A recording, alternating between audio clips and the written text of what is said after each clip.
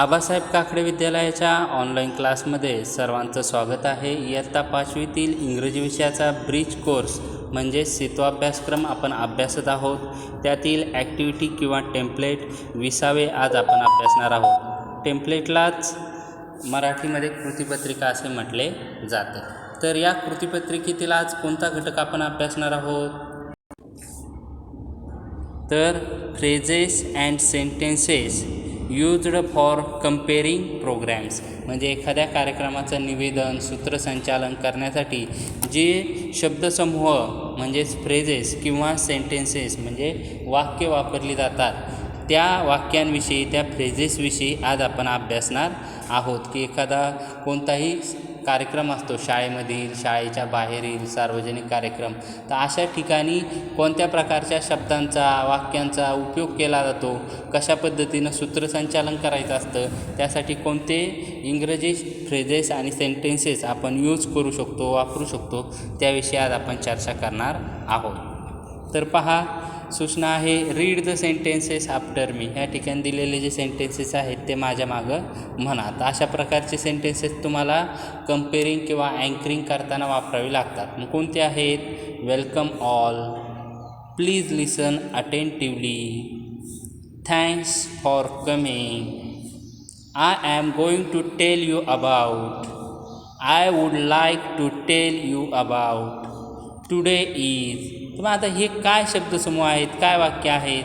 ते welcome all, कोणत्याही कार्यक्रमाची सुरुवात करताना तुम्ही सगळ्यांचं स्वागत करता, तर इंग्रजीमध्ये म्हणू शकता वेलकम ऑल.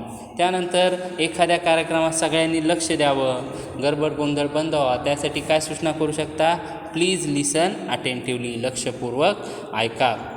त्यानंतर थँक्स फॉर कमिंग, एखाद्या कार्यक्रमाला आलेल्या लोकांचा आभार कसं मानणार? तर thanks for coming. I am going to tell you about, म्हणजे जर तुम्हाला काहीतरी गोष्ट सांगायची आहे, एखाद्या कार्यक्रमाविषयी, व्यक्तीविषयी सांगायचं आहे, तर ती सांगायची सुरुवात तुम्ही करू शकतात I am going to tell you about, आणि मग त्या गोष्टीविषयी माहिती सांगू शकता. किंवा काय म्हणू शकता? I would like to tell you about, मी तुम्हाला ह्या गोष्टीविषयी सांगू इच्छितो. त्यानंतर टुडे इज, मग जो कार्यक्रम असेल त्या कार्यक्रमाचं नाव, समजा स्वातंत्र्य दिन आहे तर आपण म्हणू शकतो टुडे इज इंडिपेंडन्स डे, किंवा बाल दिन आहे तर म्हणू शकतो टुडे इज बाल दिन.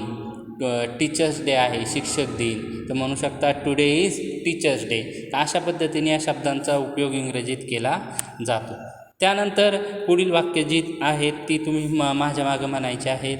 Today we have gathered here to celebrate, thank you all for coming here, attention, release, vote of thanks, thanks for your participation. आता ही जे फ्रेजेस आहेत ह्या कधी यूज केल्या जातात पहा. तर पहिली पहा, today we have gathered here to celebrate, मग आपण एखादा कार्यक्रम साजरा करत आहोत, की खेळ दिन साजरा करतो आहे, स्पोर्ट डे, तर स्पोर्ट डेच्या वेळेस आपण काय म्हणू शकतो? Today we have gathered here to celebrate sport day, म्हणजे जो दिवस आपण साजरा करत आहोत त्या साजरा करणाऱ्या दिवसाचं नाव इथं शेवटी येईल, आणि मग आपण म्हणणार today we have gathered here to celebrate sport day, teachers day.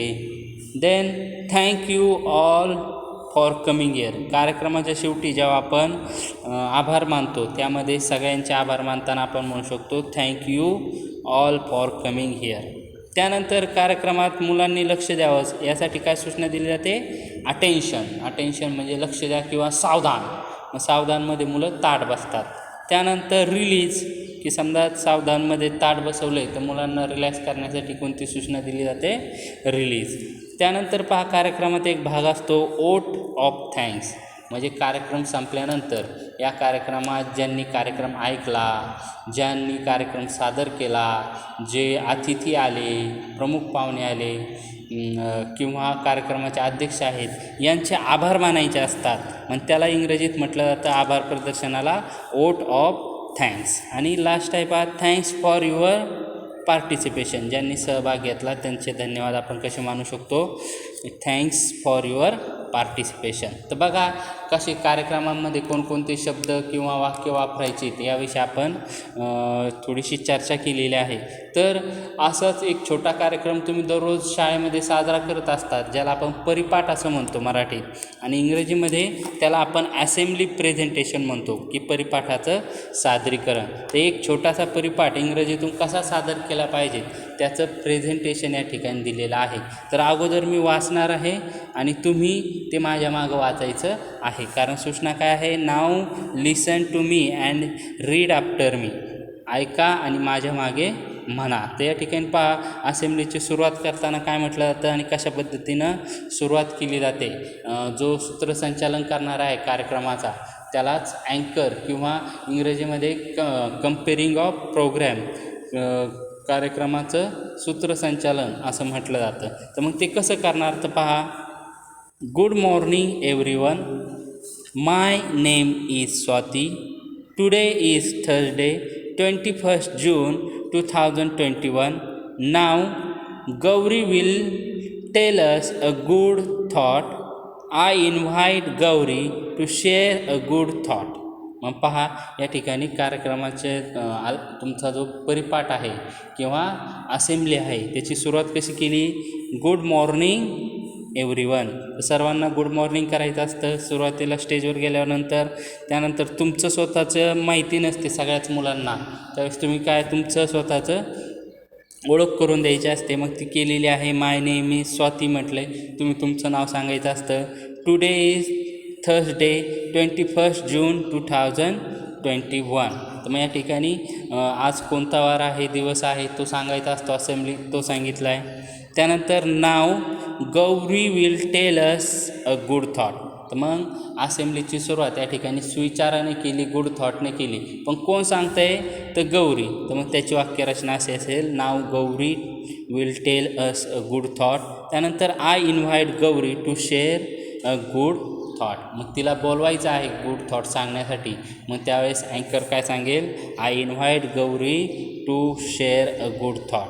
मग या ठिकाणी पुढं काय होईल, रीड ए गुड थॉट, म्हणजे गौरी येईल आणि स्टेजवर येऊन गुड थॉट म्हणजे सुविचार वाचेल. मग सुविचार झाल्यानंतर पुढं असेंब्लीमध्ये ती सुविचार वाचून मागे जाईल. त्यानंतर परत सूत्रसंचालन करणारा जो आहे तो त्या ठिकाणी पुढची सूचना करेल. नाव I would like to invite Amit to share the speciality of the day. मग आता आपल्याला दिनविशेष सांगायचा आहे, स्पेशालिटी ऑफ द डे. मग स्पेशालिटी ऑफ द डे सांगण्यासाठी जो येणार आहे त्याला कसं इन्व्हाइट करणार, now I would like to invite Amit to share the speciality of the day. अशा पद्धतीनं अशी अनाऊन्समेंट आपण करणार. त्यानंतर अमित येईल आणि आजचा दिनविशेष स्पेशालिटी ऑफ डे सांगेल आणि निघून जाईल. त्यानंतर पुढचं कार्यक्रमाचं सूत्रसंचालन कसं करणार आहेत आपण पहा, now John will tell us the almanac of today. तर अल्मॅनॅक म्हणजे पंचांग. तर मग पंचांग सांगण्यासाठी आपल्याला समजा जॉनला बोलवायचं आहे, तर मग जॉनला बोलवण्यासाठी आपण कशी अनाऊन्समेंट करू शकतो, now John will tell us the almanac of today. अशा वेगवेगळ्या प्रकारच्या वाक्यरचना तुम्ही म्हटल्या पाहिजेत, बोलल्या पाहिजेत, म्हणजे त्या तुमच्या अंगवळणी पडतील आणि तुम्हाला इंग्रजीतून परिपाठ घेणं सोपं जाईल. तर आणखी परिपाठातील पुढचा घटक पाहूया. नाव Sadia will read the headlines for अस.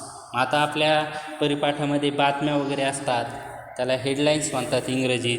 तर मग हेडलाईन्स वाचण्यासाठी कोणाला तरी बोलवायचं आहे, तर इथं सादियाला बोलवले. तर कसं बोलवलं आहे, नाव Sadia will read the headlines for अस.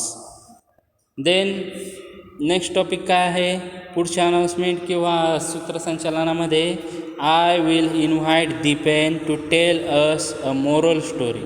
की आपल्या परिपाठात एक बोधकथा असते, मोरल स्टोरी असते. तर मोरल स्टोरीसाठी कसं बोलवलं आहे पहा या ठिकाणी, आय विल इन्व्हाइट म्हणजे बोलवायचं आहे आपल्याला त्यांना सांगण्यासाठी. त्यावेळेस शब्द काय वापरू शकतो, invite. I will invite Dipen to tell us a moral story. त्यानंतर आपली प्रार्थना असते पहा, तर प्रार्थनेसाठी कसं सांगितलं आहे, सूचना काय केली, now let's Singh a prayer. चला आपण आपली प्रार्थना म्हणूया. प्रेयर म्हणजे आपली प्रार्थना. त्यानंतर now let's Singh a group song. एक समूहगीत वगैरे बसू शकता परिपाठात आणि मग ते समूहगीत या ठिकाणी सांगण्याची सूचना या ठिकाणी कशी केलेली आहे पहा. Now let's Singh a group song किंवा तुम्ही म्हणू शकता नाव आवर ग्रुप इज प्रेझेंटिंग टू य ग्रुप सॉन्ग. म्हणजे आमचा ग्रुप तुमच्यासमोर आता ग्रुप सॉन्ग प्रेझेंट करणार आहे. त्यानंतर आता असेंब्ली संपेल मग त्यावेळेस काय म्हणायचं आहे पहा. Today's assembly is over. कार्यक्रम संपलेला आहे तर इंग्रजीत त्याला शब्द काय म्हटला जातो. ओव्हर म्हणजे संपणे. तर today's assembly is over. Thank you for your participation. तुमच्या सहभागाबद्दल सर्वांना धन्यवाद. तर अशा पद्धतीनं पहा एखाद्या असेंब्लीचा कशा प्रकारे प्रेझेंटेशन करायचं हे या ठिकाणी इंग्रजीतून सांगितलेलं आहे. या ठिकाणी जे दिलेले वाक्य आहेत फ्रेजेस आहेत ते तुम्ही तुमच्या वहीमध्ये लिहून घ्या. ह्या असेंब्लीची पूर्ण अँकरिंग किंवा कंपेरिंग जी आहे ती तुमच्या वहीमध्ये लिहून घ्या आणि ही तुम्ही वाचा आणि ही वाक्य एखाद्या असेंब्लीमध्ये प्रेझेंट करण्यासाठी तयार करून ठेवा. तर आजचा तास आपण इथेच थांबूया. चॅनलला लाईक आणि सबस्क्राईब करायला मात्र विसरू नका.